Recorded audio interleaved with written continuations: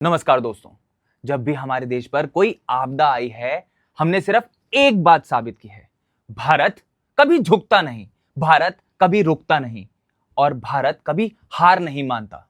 1947 partition के बाद जब पाकिस्तान बना, तब से लेकर आज तक उन्होंने हमेशा हमें टेस्ट किया है। 1947, 1965, 1971 और 1999 हर जंग में भारत ने सिर्फ दुश्मन को हराया नहीं है, बल्कि पूरी दुनिया को यह दिखाया कि हमारी सेना, हमारा जज्बा और हमारा देश कभी पीछे नहीं हटता। 1965 में उन्होंने सोचा था कि कश्मीर को चुपके से ले जाएंगे, लेकिन उन्हें जवाब मिला टैंकों से, भारत के शेर जवानों से। 1971 में वो वक्त था जब हमने सिर्फ जंग नहीं जीती, एक नया देश बना दिया, बांग्लादेश। और 1999 कारगिल, जब दुश्मन चुपकर पहाड़ों पे चढ़ गया, तब हमने उन्हें उन्हीं की कब्रों में दफना दिया।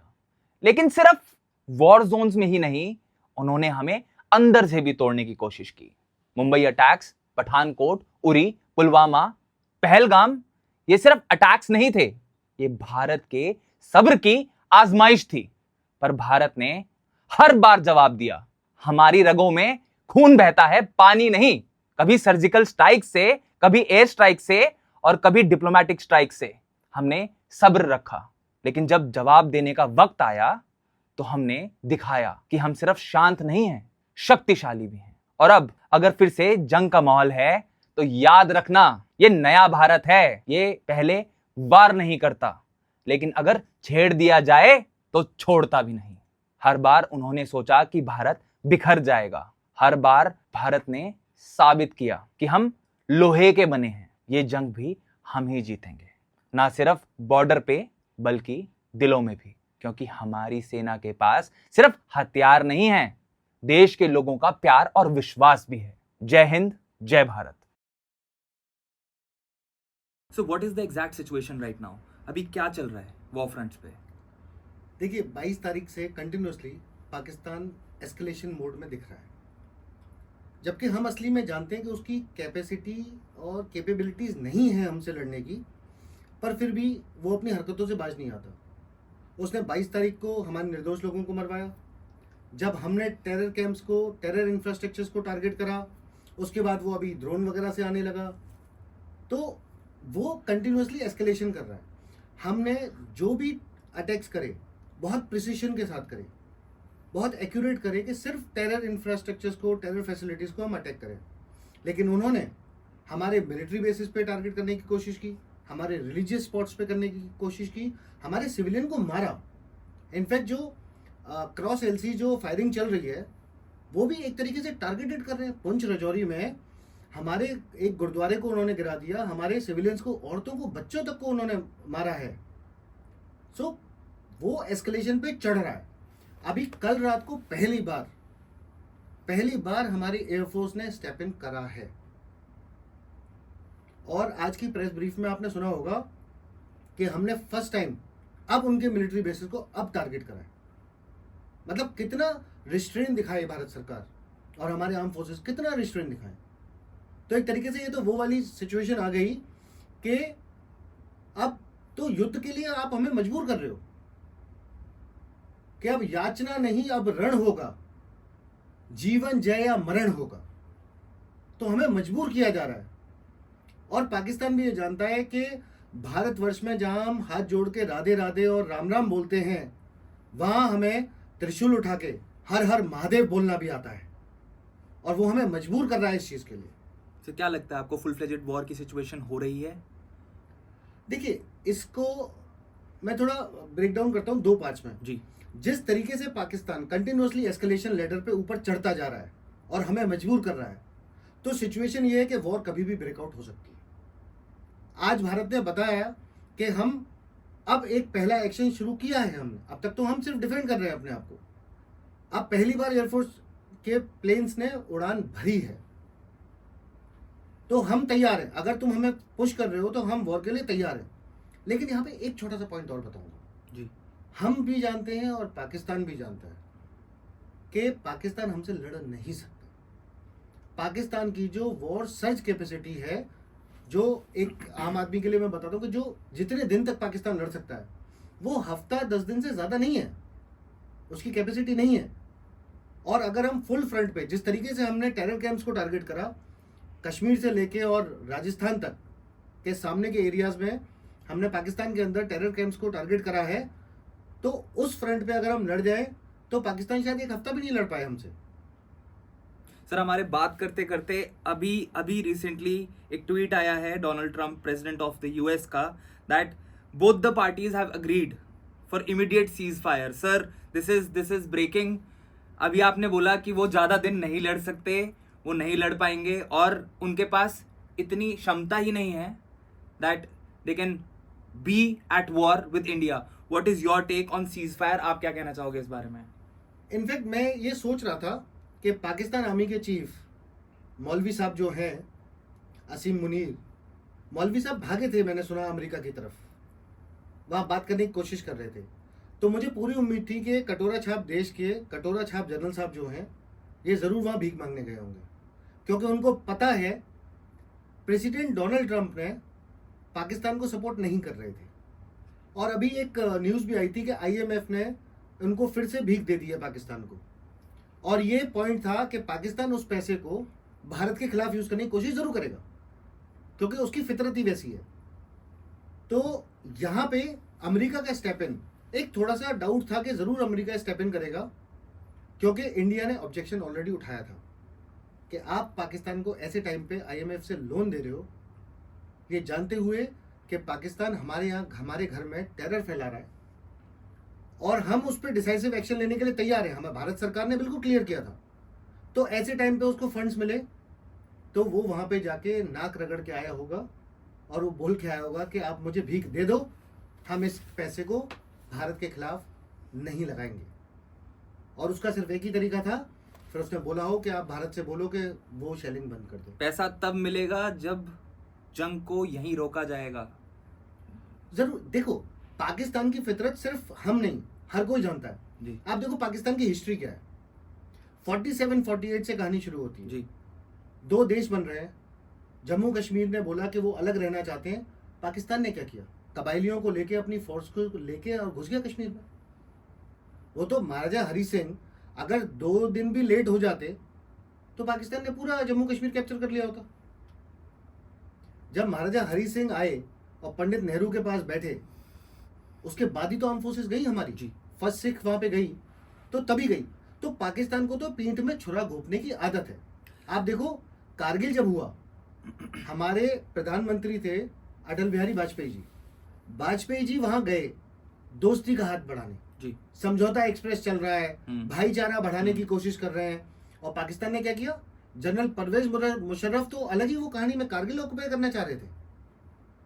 तो आज भी जो सीज फायर हुआ है, मैं समझता हूं कि खुश होने की आवश्यकता नहीं है, क्योंकि ये सिर्फ दबाव में की हुई चीज है। अमेरिका का दबाव होगा, पाकिस्तान भूखा नंगा है, उनके लोगों के लिए वो आटा नहीं दे पा रहा, नमक नहीं दे पा रहा, गधे का तो वो मीट खा रहे हैं, और पानी हमने रोक दिया।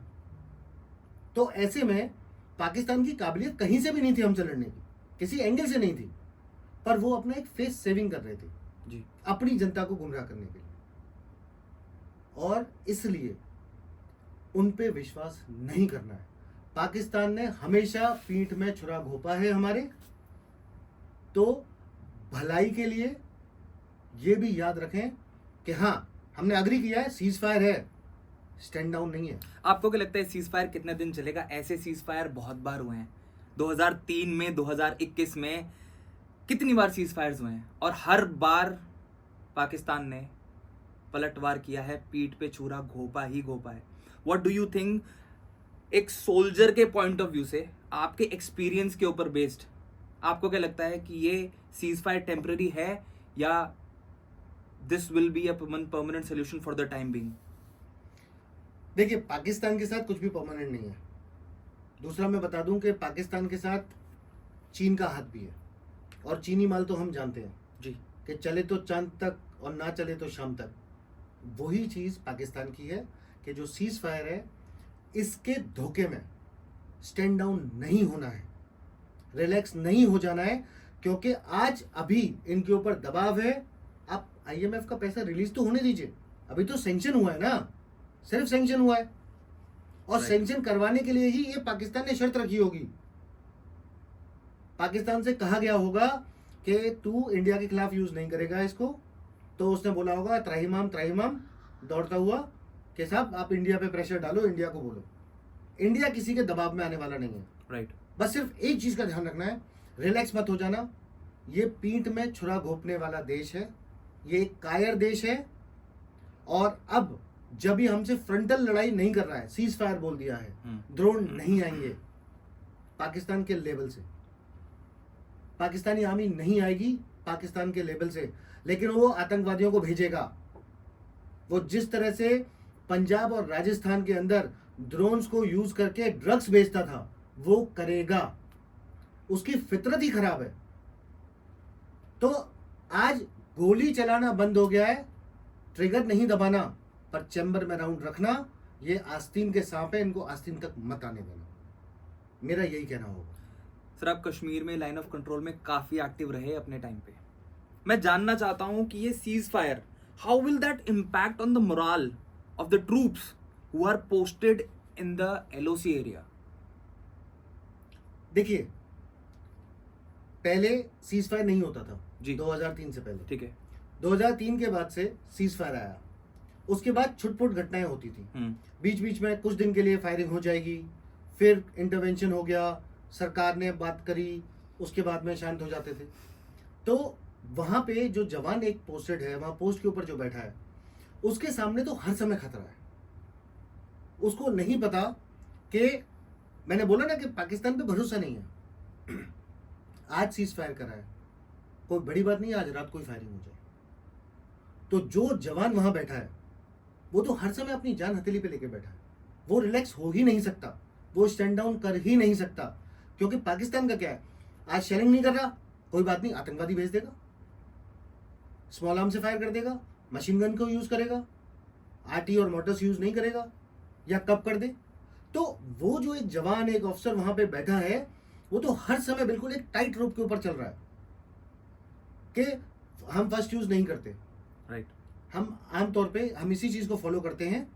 लेकिन इस पे मैं एक चीज मुझे याद आती है कि हमारे रक्षा मंत्री राजनाथ सिंह जी ने एक दिन एक जगह किसी संबोधन में कहा था कि हम फर्स्ट यूज नहीं करते, पर हमने ऐसी कोई कसम नहीं खाई है। राइट। तो हमारा जवान हर समय वो दोनों चीज के लिए तैयार रहता है कि एक तरफ कब भारत सरकार हमें ऑर्डर दे तो हम रेडी रहें, और कब न जाने ये पाकिस्तान गद्दारी करे और हमें उसके लिए भी रेडी रहना हो। तो वो बेचारा तो एक बड़ी टाइट रोप पे चल रहा है। Sir, military to military communication और बैक चैनल डिप्लोमेसी, इनका कितना इंपॉर्टेंट रोल है इस तरीके के सीज फायर एग्रीमेंट्स में? देखिए, आर्म फोर्सेस भारत जैसे देश की जो होती है, जी हम लोग एक डेमोक्रेटिक देश की सेना है जी। तो हमारी सेना देश को नहीं चलाती, हमारा राष्ट्र हमारी राष्ट्रीय सेनाओं को चलाता है। राइट। तो हम कभी भी कोई एक्शन लेते हैं तो हम सरकार की परमिशन से लेते हैं, राइट। क्योंकि बॉर्डर पे चली एक गोली का इम्पैक्ट बहुत बड़ा हो सकता है, उसके रिपल इफेक्ट्स होते हैं। लेकिन पाकिस्तान जैसा जो देश है, वहां तो सेना ही चलाती है, तो वहां की सेना क्या एक्शन ले ले पता नहीं होता। तो जैसे अभी सीज फायर हुआ, तो आप समझिए केमिस्ट्री कहां से आई। अब मैंने आपको बताया कि जो पाकिस्तान आर्मी चीफ हैं, जी। वो दौड़ के अमेरिका पहुंचे, जी। उन्होंने जाके पैर पकड़े, तो डोनाल्ड ट्रंप साहब ने हमारे मोदी जी को फोन करा होगा, जी। उनसे बात करी होगी। राइट। मुझे एग्जैक्टली नहीं पता किस तरह से कम्युनिकेशन हुआ है, Right. पर एक जनरल मैं बता रहा हूँ। तो उन्होंने हमारे नेताओं से बात करी, और हमारे नेताओं ने बोल जो भी बात पे अग्री करे होंगे, तो उन्होंने कहा ठीक है। तो जब भारत सरकार ने डोनाल्ड ट्रंप साहब को बोल दिया कि ठीक है हम सीज फायर कर रहे हैं, तो वो इमीडिएट एक्शन हो जाता है आर्म फोर्सेस में कि ओके सीज फायर। उसके बाद हम गोली नहीं चलाएंगे, कब तक, जब तक या तो हमें भारत सरकार ना बोले, या दुश्मन हमें कंपेल ना करे और हमें सेल्फ डिफेंस में करना पड़े। तो ये दो सिचुएशंस होती हैं। तो जो डिप्लोमेटिक चैनल्स फैसला लेते हैं, तो भारत जैसे देश में आर्म फोर्सेस उसको लेटर एंड स्पिरिट में फॉलो करते हैं। हमें एक इंस्ट्रक्शन इशू है, हम डिसिप्लिन फोर्स है। राइट। डिसिप्लिन का मतलब ही यही है कि जो इंस्ट्रक्शंस हमें पास हो रहे हैं, हम चाहे उससे अग्री ना भी करते हों, फिर भी हम उसको फॉलो करेंगे। हम उसके रिस्पॉन्स में हम लेटर लिख सकते हैं, हम बता सकते हैं, हम अपना जो हमारा आर्गुमेंट है वो हम सरकार को बताएंगे, लेकिन पहले हम ऑर्डर फॉलो करेंगे। यही तो डिसिप्लिन है। अगर भारत सरकार ने बोला सीज फायर, मतलब तुरंत सीज फायर, इफ बट बाद में बात करेंगे। लेकिन पाकिस्तान पे भरोसा मैं तो नहीं कर सकता। व्हाट डू यू थिंक, अगर ये सीज फायर का वायलेशन होता तो क्या होगा?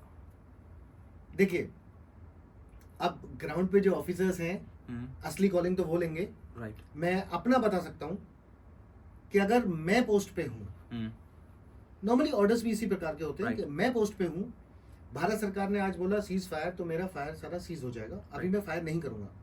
लेकिन अगर 2 घंटे बाद, 5 घंटे बाद या कभी भी पाकिस्तान मेरी पोस्ट पे फायर करता है तो मैं रिटेलिएट करूंगा। मैं अपनी तरफ से फायर नहीं करूंगा। पहले मैं जो ऑर्डर्स है उनको नहीं तोड़ूंगा। मैं एक एज अ सोल्जर, मेरी ड्यूटी बनती है ऑर्डर्स को फॉलो करना, मैं फॉलो करूंगा। लेकिन अगर पाकिस्तान उसके बाद हिम्मत करता है, अगर उनकी पोस्ट से फायर आता है, तो अपने हश्र के वो खुद जिम्मेदार होंगे, क्योंकि फिर मैं माफ करना नहीं जानता। सर, आपके हिसाब से people living near the LOC, how will they benefit from the cease fire? ये एक बड़ा इंपॉर्टेंट आपने पॉइंट बोला है जी। हमने देखा कि पाकिस्तान ने जो फायरिंग करी, खासतौर पे जो पुंछ और रजौरी वाला जो एरिया है, उस एरिया में हमारे सिविलियंस का बहुत नुकसान हुआ जी। उन्होंने जानबूझ के ये टारगेटेड चीज करी। राइट। आप समझिए कि जब हम बोल रहे थे कि हम किसी भी सिविलियन या मिलिट्री एस्टेब्लिशमेंट पे अटैक नहीं कर रहे हैं, पाकिस्तान ने हमारे सिविलियन एरियाज में किया। उसका कारण क्या था? सरकार के ऊपर प्रेशर बनाना।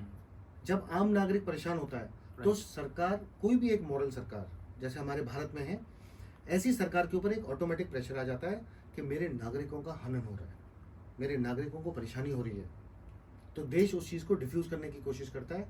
इसीलिए आपने देखा होगा इतने दिनों तक भारत ने कोई भी एस्केलेटरी मूव नहीं करा। हमारे आम नागरिकों को मारा गया पहलगाम में, उसके बावजूद भारत सरकार ने जो सबसे पहला एक्शन लिया, जिसमें इंडस वाटर ट्रीटी का अबोरोगेशन करा, वीजास कैंसिलेशन करे, उस टाइप के एक्शंस लिए हमने मिलिट्री लेवल पे एस्केलेशन नहीं किया। उसके बाद जब पाकिस्तान ने एस्केलेशन करना शुरू करा, उस पे भी हमने उतना ही रिस्पॉन्ड करा जितनी जरूरत थी। पहली बार तो हमने सिर्फ उनका एयर डिफेंस सिस्टम डिस्ट्रॉय किया जी। उसके अलावा तो हमने कहीं कुछ नहीं किया। राइट। हम पाकिस्तान को बहुत मौके दिए। वो तो जब कल हमारी एयरफोर्स ने पहला कदम लिया है, तब पाकिस्तान को रियलाइज हुआ है कि अब चीजें हाथ से निकल जाएंगी। अपने घर में हीरो बनने के चक्कर में पूरी दुनिया के सामने उसकी औकात बाहर आ जाएगी। क्या बोल लगता है, डर गए? पाकिस्तान तो कुछ भी कह सकता है, पर पाकिस्तान भी जानता है और हम भी जानते हैं और पूरी दुनिया जानती है कि पाकिस्तान की औकात ही नहीं है। और स्पेशली मैं आपको बता रहा हूं, आपने देखा होगा जिस दिन ये चीज शुरू हुई है और जिस दिन भारत सरकार ने बोला कि हम डिसाइसिव एक्शन लेंगे इस टेरर के खिलाफ, जी। चाइना ने यूएनएससी की मीटिंग में, चाइना ने भी इस बात पे सपोर्ट किया। बिल्कुल किया सर। उसको करना पड़ा। राइट। अब चाइना के सामने मजबूरी ये आ गई कि एक तरफ टेरर के खिलाफ इंडिया लड़ रहा है, तो वो इंडिया के खिलाफ नहीं जा सकता, तो ऐसे में पाकिस्तान को सपोर्ट कैसे करे? सही बात है। और पाकिस्तान को सपोर्ट नहीं करे तो अपना सीपैक कैसे बचाए? आप समझिए कि एक नस दबाई और दर्द कहां कहां हुआ। So why do you think Turkey was in support of Pakistan? Turkey के साथ तो हमारे भी अच्छे रिलेशंस थे, हमने उनके वहाँ अर्थक्वेक हुआ तो हमने भी उनको बहुत सपोर्ट किया, but why did they do this? क्यों उन्होंने इमीडिएटली इंडिया को बिट्रे करके पाकिस्तान को सपोर्ट करना स्टार्ट कर दिया? देखिए, टर्की की सिचुएशन थोड़ी डिफरेंट है। अच्छा। टर्की, एक तरफ उनको अपना ऑटोमन एम्पायर याद आता है कि हम तो बड़े महान योद्धा थे, एक तरफ उनको याद आता है कि मैं यूरोप में हूँ, फिर उनको याद आता है कि नहीं मैं तो एशिया में हूँ, फिर उनको याद आता है कि मैं तो इस्लामिक देश हूँ। तो टर्की खुद ही कंफ्यूज है। और एक चीज है जो टर्की बहुत अच्छा कर रही है, उनका ड्रोन्स। अब क्योंकि एक इस्लामिक कंट्री है, तो टर्की को भी ये कोशिश लगी रहती है कि मैं कैसे भी सारे इस्लामिक कंट्रीज का ना खलीफा बन जाऊं, उनका चौधरी बन जाऊं। पाकिस्तान कहता है कि मैं अकेला इस्लामिक कंट्री हूं जिसके पास न्यूक्लियर वॉरहेड है, तो वो वहां पे आ जाता है। ईरान को भी उसने इसमें लाने की कोशिश की, ओके लेकिन शायद ईरान को ये याद आ गया कि जब अमेरिका से प्रॉब्लम चल रही थी जी तो उसके साथ डील करने वाला, रुपए में डील करने वाला एक ही देश था, भारत। लेकिन शायद टर्की ये भूल गया कि जब टर्की के लोग मर रहे थे, वहां त्राहिमाम हो रहा था, तो सबसे पहला जो सपोर्ट मिशन गया वो भारत से गया। राइट सबसे पहले हमारे आर्म फोर्सेस के लोग गए, हमारे डॉक्टर्स वहां गए और जाके उनके लोगों को बचाया। और वहां के वीडियोस और फोटोज अगर आपने देखे होंगे तो वहां लोगों ने कहा कि इंडियन लोगों को बोला कि आप लोग खुदा के भेजे हुए बंदे हो। हमारे आर्मी मेडिकल कोर के डॉक्टर्स वहां गए थे, उनका हाथ चूम चूम के, उनको गले लगा लगा के, बुजुर्ग और बच्चे उनको कह रहे थे कि आप हमारे भाई हो, आप खुदा के भेजे हुए बंदे हो। लेकिन टर्की ने क्या किया, जैसे ही थोड़ी सांस आई, बिच्छू वाली कहानी सुनी होगी ना आपने, जी। कि जैसे ही जरा सी सांस आई तो डंक मारना शुरू कर दिया। जैसे ही टर्की को थोड़ी सी सांस आई, उसने बोला इंडिया को कि आप अपने लोग वापस ले जाओ। ये हुआ था, राइट लेकिन हमने अपनी इंसानियत तब भी नहीं छोड़ी। जी और आज जब ये मौका आया तो शायद टर्की ने उस आपदा में अपॉर्चुनिटी ढूंढी कि मैं जाता हूं पाकिस्तान की मदद करने, अपना शिप भेज देता हूं और मैं सारे इस्लामिक कंट्रीज का चौधरी बन जाता हूं। लेकिन उसको ये भी समझ में आ गया कि वो किस हद तक जा सकता है, और उसको ये समझ में आ गया कि अगर हिंदुस्तान फुल फ्लैश्ड वॉर में गया तो पाकिस्तान का जो होगा वो होगा, लेकिन अगर तुम पाकिस्तान के सपोर्ट में आओगे तो हमारे भी कुछ दोस्त हैं, वो हमारे सपोर्ट में भी आएंगे, सही बात है। और हमारे दोस्त और हम तुमसे बहुत ज़्यादा ताकतवर हैं। सर क्या आपको लगता है that peace between India and Pakistan is realistic? Is it possible somehow somewhere in the future? देखिए, मेरी अंडरस्टैंडिंग और जितना आज तक मैंने इतिहास पढ़ा है हाँ। पाकिस्तान का, जब से पाकिस्तान पैदा हुआ 1947 में, तब से लेके अब तक जो पाकिस्तान की हरकतें और जिस तरीके से पाकिस्तान एज अ कंट्री चला है, एक टोटली फेल्ड स्टेट है। तो उसकी किसी बात पे विश्वास करना मेरे गले से नीचे नहीं उतरता। मैं भी चाहता हूं कि पीस हो, लेकिन शायद वो पीस करने के लिए आपको पहले पाकिस्तान के पीसेस करने पड़ेंगे। जो देश सिर्फ इस आइडियोलॉजी पे चल रहा है कि ब्लीड इंडिया थ्रू 1000 कट्स, उसके यहां बच्चा बचपन से जिसके यहां ये पढ़ रहा हो, कल परसों की बात है, पाकिस्तान आर्मी चीफ जाके भाषण दे रहे हैं और वो बता रहे हैं कि वो हमसे कैसे डिफरेंट है। वो बच्चों को बोलते हैं कि जाओ पाकिस्तान का इतिहास पढ़ो। मैंने भी एक कहीं तो कहा था कि पाकिस्तान के बच्चों को सच में अपना इतिहास पढ़ना चाहिए। अगर पढ़ेंगे इतिहास तो पता चलेगा कि उनके असली में डैडी कहाँ थे और कौन थे। फिर वो हमें भैया और पापा बोलता हुआ दौड़ के आएगा। लेकिन प्रॉब्लम ये है कि माइंड में इतना फीड करा जा चुका है, इतना ब्रेन वॉश करा जा चुका है कि वो ये एक्सेप्ट करने को तैयार ही नहीं है। हिंदुस्तान से अलग तो पाकिस्तान की कोई हिस्ट्री ही नहीं है। राइट। लेकिन ये बात उनको समझाए कौन?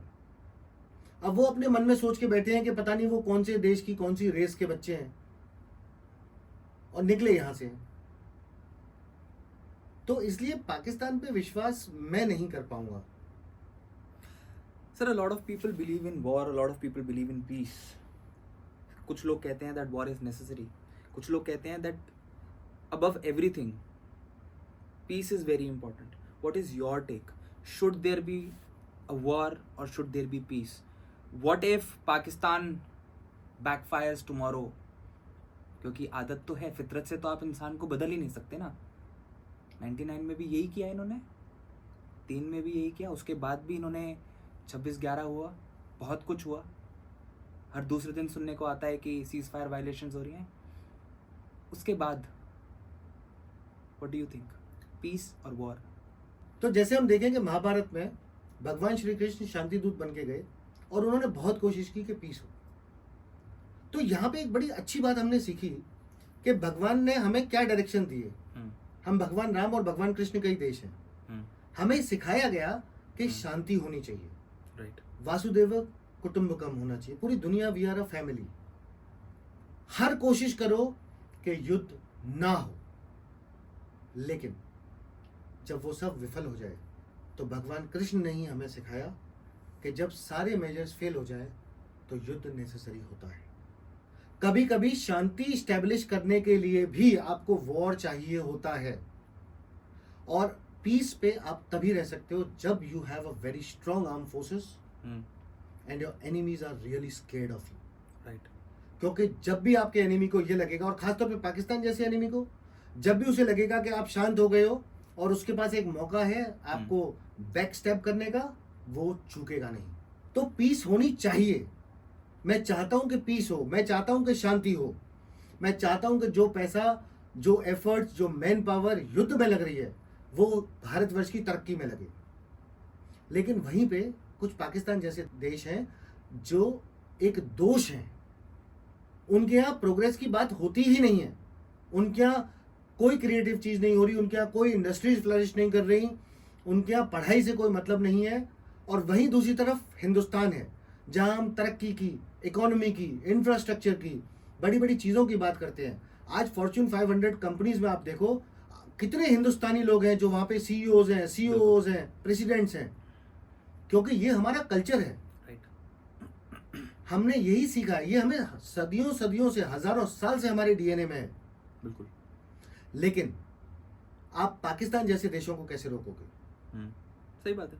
तो उसके लिए कभी कभी शांति स्थापित करने के लिए युद्ध की आवश्यकता होती है। सर, जैसे कि सीज फायर की बात सामने आई, क्या लोगों को आराम से बैठ जाना चाहिए, अपनी प्रिपेयर्डनेस को कम कर देना चाहिए, विजिलेंट जितने हो गए हैं हम लोग कुछ दिनों से कि हमें इमरजेंसी के लिए किसी भी तरह से तैयार रहना है? What do you think, people should calm down, relax, और are we still in a war like situation? We have to be vigilant, we have to be prepared. देखिए, सीज फायर साइन हो रहा है, पर क्या पाकिस्तान ने यह भी साइन किया है कि वो आतंकवादी नहीं भेजेगा? वो तो मानता ही नहीं है ना कि वो आतंकवादी को सपोर्ट करता है। एग्जैक्टली। क्या पाकिस्तान ने ये बोला कि वो जो हमारे देश में हमारी आईबी क्रॉस कर करके छोटे मोटे ड्रोन से जो ड्रग्स वगैरह भेज रहा है वो बंद कर देगा? क्या पाकिस्तान ने ये साइन किया कि वो अब इन्फो वॉरफेयर और साइबर अटैक्स नहीं करेगा? आप समझिए, ये सिर्फ एक आई वॉश है, सिर्फ एक पर्दा है। इसीलिए मैं बार बार कहता हूं, पाकिस्तान एक कुत्ते की पूंछ है, जिसको वो बोलते हैं ना कि 12 साल नाली में रखो, नली में रखो, फिर भी सीधी नहीं होती, तो पाकिस्तान भी सीधा नहीं होगा। तो अब स्ट्रेट आंसर देता हूं आपके क्वेश्चन का, रिलैक्स। जब तक पाकिस्तान नहीं सुधरेगा, आप और मैं रिलैक्स नहीं कर सकते। और हमारे आर्म फोर्सेस और सिक्योरिटी एजेंसीज, इंटेलिजेंस एजेंसीज, तो वो एक सांस भी नहीं ले सकते शांति की। उनके ऊपर तो इतना लोड है, इतना काम है। तो ये समझिए कि सिर्फ एक आई वॉश है। हाँ ठीक है साहब, हम गोली नहीं चलाएंगे, लेकिन चलवाएंगे। इज इट जस्ट बिकॉज उनको अभी पैसा चाहिए आईएमएफ से? एग्जैक्टली। आप समझिए ना कि पाकिस्तान की गर्दन दबाई हुई है, वो चोक हो रहा है, वो मरता क्या ना करता। वो वाली कहावत है कि पाकिस्तान कहता है कैसे भी थोड़ी सी सांस आ जाए मुझे। ये आप समझिए कि जनरल, पाकिस्तान के जो आर्मी जनरल हैं, उन्होंने ये टेरर अटैक करवा दिया टीआरएफ को यूज करके, ठीक है? राइट। पर उन्होंने ना अपनी नेवी से पूछा, ना अपनी एयरफोर्स से पूछा। उनके ज्यादातर F-16 फाइट कॉम्पेटेबल अभी नहीं है। उनको रिपेयर्स के लिए सामान अमेरिका से नहीं मिला है। प्लस जो 2019 में ये अटैक हुए और हमने एक F-16 मार गिराया, जो विंग कमांडर अभिनंदन, अभी ग्रुप कैप्टन है, उन्होंने मार गिराया। उसके बाद से इतनी बेइज्जती हुई कि अमेरिका ने बोला कि तुम कैसे यूज कर रहे हो। हमने जो आर्ग्यूमेंट दिए और जो एविडेंस दिए वो इररिफ्यूटेबल थे। राइट। अमेरिका से एक चाटा पड़ा होगा पाकिस्तान को, अभी भी तो किया सर। हाँ, तो फिर उसको पीछे छुपा रहे हैं। राइट, फ्लीट नहीं है उसके पास। जो चाइनीज एयरक्राफ्ट है, जो मेजोरिटी ऑफ एयरक्राफ्ट है उनके पास, आई थिंक JF-17 है। JF-17 में 50% से ज्यादा फ्लीट के पास बियॉन्ड विजुअल रेंज के लिए रडार कैपेबिलिटी नहीं है। और हमारे पास Su-30s हैं, हमारे पास जगुआर्स हैं, हमारे पास मिराज 2000 है, हमारे पास रफेल्स है। और हमारे तो MiG-21 भी उनके F-16 को मारता है। तो हमारे पायलट्स की कैपेसिटी और कैपेबिलिटी ऐसी है। तो पाकिस्तान कहीं से लड़ नहीं पा रहा था, तो उसकी गर्दन दबी हुई। तो ये समझिए, ये सब सिचुएशनल है। ये सिचुएशन से निकलेगा, डिफ्यूज होगी सिचुएशन, फिर से वही बिच्छू अपनी औकात पे आ जाएगा। अभी इसलिए इस अलर्ट टाइम रहना पे पड़ेगा। अभी इस टाइम पे इस सिचुएशन के अंदर आम नागरिक को, जनता को, अपने माइंडसेट को किस तरीके से प्रिपेयर करके रखना है? देखिए, ये मैं बोल सकता हूँ कि इमीडिएट तो सिचुएशन डिफ्यूज काफ़ी हद तक होगी, हम्म चीज़ें डाउन होंगी, हम्म लेकिन आम जो नागरिक है, आपको अभी कहीं लड़ने जाने की ज़रूरत नहीं है। और जैसा मैं समझता हूँ कि अभी पाकिस्तान ड्रोन अटैक करने की भी कोशिश शायद ना करे, क्योंकि उसको पता है कि इंडिया बिल्कुल रेडी है। राइट IMF से फंड अभी आए नहीं है, वो कभी भी रुक सकते हैं। राइट और अब किया तो इंडिया ऐसी प्रिपेयर्डनेस में है कि इंडिया कभी भी अटैक फिर कर देगा। और अगर इंडिया ने अटैक कर दिया तो पाकिस्तान कहीं का नहीं रहेगा। राइट तो मैं समझता हूं कि अभी वो सिचुएशन तो डिफ्यूज हुई है फिलहाल के लिए। तो आम नागरिक अपने आंख और कान बिल्कुल खुले रखे, जैसे बोलते हैं इंग्लिश में कि keep your eyes and years open. अगर कोई भी संवेदनशील चीज़ आपको दिखती है, कोई भी ऐसी चीज़ डाउटफुल दिखती है, तुरंत लोकल अथॉरिटीज़ को बताएं, अलर्ट रहें। लेकिन क्योंकि अभी इमीडिएटली सिचुएशन डिफ्यूज हुई है, तो अपने नॉर्मल जो रेगुलर काम है उसमें आप रहें, देश की तरक्की में अपना योगदान करते रहें, और एक अच्छे नागरिक की तरह बिल्कुल अलर्ट रहें कि सरकार से कोई भी आदेश आता है तो उसको इमीडिएटली फॉलो करने के लिए तैयार रहें। सर, इस सिचुएशन में मैं ये भी कहना चाहूँगा कि हमारी जो सरकार है, I think our government thinks for the welfare of the people of the country, and they were completely prepared for whatever may come. But हमारी सरकार जनता के बारे में सोचती है, और उनको भी पता है कि अगर एक ऐसी सिचुएशन है जहाँ पे वॉर हो सकती है, तो कहीं ना कहीं वो आम नागरिक के बारे में सोचती है कि ऐसी सिचुएशन के अंदर मेरी जनता को कितनी कितनी परेशानियों से जूझना पड़ेगा, and they take the right decision for the people, not like those और them who don't think about their people and go out for war without any preparedness. इस पे मैं आपको एग्जाम्पल थोड़ा दूसरे तरीके से देता हूँ। जी आप कभी राजस्थान की तरफ जाइए, बॉर्डर एरिया जी, की तरफ, जी। और भारतमाला प्रोजेक्ट पे सड़कों पे घूम के आइए। हम्म, अगर आप 10-12 साल पहले गए होंगे हम्म, और अभी दोबारा जाएंगे, आपको फर्क दिखेगा। आप जम्मू कश्मीर अगर 10-12 साल पहले गए थे हम्म, और अभी आप जाएंगे, आपको फर्क दिखेगा। इंफ्रास्ट्रक्चर में, लोगों की आय आमदनी में, लोगों के लाइफस्टाइल में, लाइफ स्टैंडर्ड्स में आपको फर्क दिखेगा। और ये तभी होता है जब एक सरकार अपने नागरिकों की सुविधा के लिए कमिटेड Right. होती है। अग्री। अब वहीं आप POK की साइड देखिए, बहुत सारे वीडियोस आपको सोशल मीडिया पे मिल जाएंगे, आप जाके देखिए, आपको पता चलेगा कि POK में लोगों की क्या हालत है। एक पाकिस्तान जैसा देश जी। जो रोटी नहीं दे पा रहा अपने नागरिकों को, महंगाई बिल्कुल चरम पे है, वो लड़ाई करने की कोशिश कर रहा है, वो टेरर फंडिंग कर रहा है। और यहाँ दूसरी साइड में भारत में ज़्यादातर फोकस किया जा रहा है कि कैसे इंफ्रास्ट्रक्चर डेवलप हो, कैसे एक एक गांव तक लोगों को सुविधाएं मिले, कैसे गरीब व्यक्ति को फ्री का इलाज मिले। ये सब पॉलिसीज आ रही हैं। भारत कोशिश कर रहा है कि एक एक नागरिक को, एक एक बच्चे को फ्री एजुकेशन मिले। राइट।